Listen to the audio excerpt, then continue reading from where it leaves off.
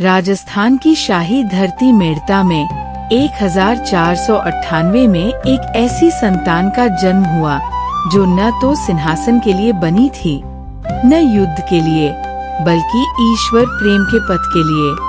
प्रारंभ से ही मीरा अन्य बच्चों से अलग थी। संगीत, मौन और सबसे बढ़कर श्री कृष्ण की ओर आकर्षित। उसकी माँ के एक वाक्य, वही तुम्हारे सच्चे पति हैं, ने मीरा का संपूर्ण भाग्य गढ़ दिया। 16 वर्ष की उम्र में मीरा का विवाह मेवाड़ के युवराज राणा भोजराज से हुआ। राजसी वस्त्रों में सजाई गई मीरा की आत्मा अब भी कृष्ण के प्रेम की जर्जर चादर में लिपटी थी।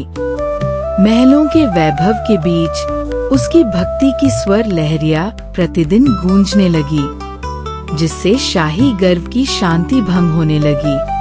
वह रानी थी, पर केवल अपने प्रभु की। परिवार और दरबार ने उसकी भक्ति को विद्रोह समझा। वो सड़कों पर गाती, मंदिरों में नृत्य करती और किसी पुरुष को नहीं, केवल कृष्ण को नमन करती।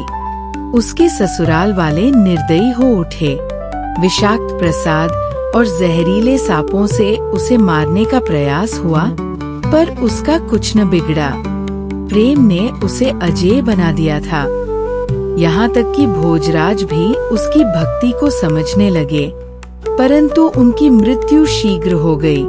मीरा को राजनीतिक शत्रुता के बीच असहाय छोड़कर अकेली, असुरक्षित और गलत समझी गई मीरा ने सबसे साहसी निर्णय लिया। उसने महल छोड़ दिया। उसने सत्ता और ऐश्वर्य को त्याग दिया। साधारण भगवा वस्त्र पहने, तंबूरा उठाया और भारत की गलियों में अपने प्रियतम का नाम गाने लगी। उसका त्याग दुख नहीं, मुक्ति था। गाँव गाँव, मंदिर मंदिर, मीरा एक नदी की तरह बहती रही। उनके भजन हर क्षेत्र में गूंजे, वृंदावन से द्वारका तक। वे विरह, एकत्व, समर्पण के सुख दुख को गाती। उनके गीतों ने संतों और सामान्य जनों दोनों के हृदयों को स्पर्श किया।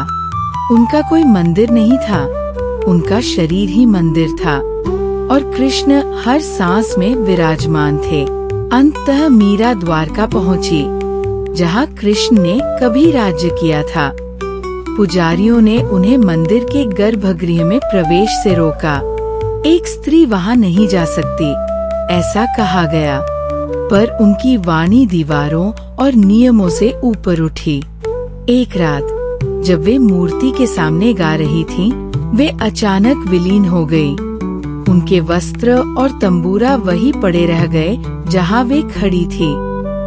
मीरा मरी नहीं थी, वे कृष्ण में लीन हो गई। उनकी आत्मा अपने शाश्वत प्रियतम से एक हो गई। सदियां बीत चुकी हैं, पर मीरा आज भी जीवित है। मंदिरों में, गीतों में, हर उस स्वर में जो ईश्वर को प्रिय कहकर पुकारता है। उनके भजन आज भी अश्रुओं के साथ गाए जाते हैं। उनका नाम श्रद्धा से फुसफुसाया जाता है। ये केवल भक्ति की कथा नहीं है, यह उस आत्मा की गाथा है जो इतनी प्रखर थी कि संसार उसे बांध नहीं सका। वह एक ज्वाला थी और वह ज्वाला आज भी प्रज्वलित है।